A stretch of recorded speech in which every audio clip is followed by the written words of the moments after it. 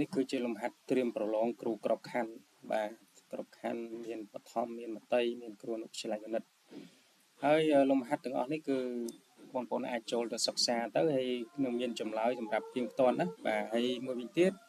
បបធទៅក៏មានដែរតែសេចក្តីគ្រូ free ជូនណាហើយមាន Google Form អនុវត្តសម្រាប់បងប្អូនយកទៅដាក់ដែរគ្រូ Google Form នេះគឺមាន100លំហាត់ស្តង់ដារវាណាបាទហើយចំណាយបបធទៅតែសេចក្តីមានទាំងអស់បងចឹងគ្រូរៀបចំជូនមួយសំណុំតែម្ដងដើម្បីបងប្អូនចូលទៅប្រើប្រាស់បានហើយលំហាត់ត្រៀមប្រឡងគ្រូក្របខណ្ឌនេះគឺមានកម្រិតងាយបាទនេះកម្រិតងាយនេះកម្រិត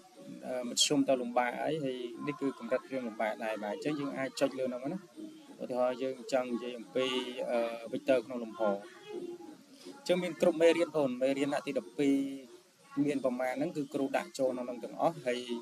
ជាលក្ខណៈស្តង់ដារហើយចំណែក Google Form នេះគឺគ្រូរៀប100លំហាត់បាទជាស្តង់ដាររយៈពេល2ម៉ោងណាអញ្ចឹងបងប្អូនដែលចង់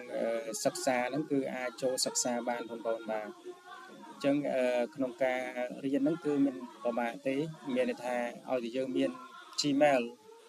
គឺអាចភ្ជាប់បានណាបាទហើយអាចចូលសិក្សាបានហើយលំហាត់ទាំងអស់នេះបងប្អូនវឹកហាត់ជាប្រចាំទៅបាទមានចម្លើយទៀងទាត់ណាបាទអញ្ចឹងចម្លើយគ្រប់មេរៀនទាំងអស់ហ្នឹងគឺអាចយកទៅប្រើប្រាស់បានណា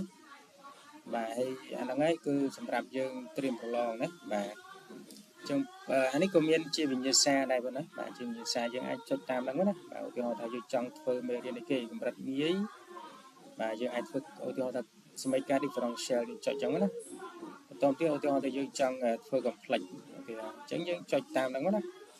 បាទអញ្ចឹងឧទាហរណ៍ឡើងនេះគេនេះកម្រិត3អញ្ចឹងយើង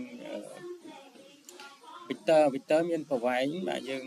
បើសិនជាយើងធីកត្រូវគឺ Q បើធីកខុសគឺជាពណ៌ក្រហមណាតែនេះ25បូកនឹង16 25បូក16ស្មើប៉ុន្មានបងប្អូនគឺ41 50ណាចុះឬ50ហ្នឹងចុះបើសិនជាយើងធីកទៅ Q មានន័យថាយើងធ្វើត្រូវហើយបន្តទៀតយើងនិយាយអំពីផលគុណស្កាឡាបាទយើងអាចគុណយកតាមហ្នឹងណាបាទអញ្ចឹងយើងគុណតាមហ្នឹងមកឧទាហរណ៍នេះយើង1គុណ4 2គុណនឹង10អានេះដកវាខ្លាចជា2បូកនឹងនេះ8ណាបាទអញ្ចឹងបើខៀវគឺបញ្ជាក់ហើយមានប្រមុនបញ្ជាក់ទៀតណាបាទគេបងប្អូនបាទអញ្ចឹងហូហែតាមហ្នឹងមកបងប្អូនអញ្ចឹងយើងចូលតាមហ្នឹងមកវាមានកម្រិតងាយខ្លះបាទខ្លះហូហែតាមហ្នឹងមកណាអញ្ចឹងគ្រូមិនលំអិតអីទេហើយបងប្អូនចាំចូលលទ្ធិចូលទៅអនុវត្តទៅណាបាទបើសិនតែក្រហមគឺមានថាយុទ្ធិខុសហើយអាហ្នឹងយើងត្រូវតែមើលរូបមន្តដែលគេបង្ហាញយើងណាបាទអញ្ចឹងមានទាំងអស់បងបាទរូបមន្តមានអីហោហែណាបាទអញ្ចឹងវាដាក់ឲ្យយើងទាំងអស់បាទអញ្ចឹងវាមានកម្រិតពិបាកខ្លះស្រួលខ្លះបាទវាមិនស្រួលប្រហែលទេណាបាទកន្លែងខ្លះគឺពិបាកដែរបាទអញ្ចឹងចម្លើយយើងបានមកវាដាក់បន្ទួឲ្យយើងស្រាប់ណាចុះដូចជា complex ដូចជាអីហ្នឹងគឺមានទាំងអស់បងអញ្ចឹងយើងចូលទៅសិក្សាទៅគឺអាចសិក្សាបានណាហ្នឹងហើយអញ្ចឹងបងប្អូនព្យាយាមទាំងអស់គ្នាបាទសូមអរគុណច្រើនបងប្អូន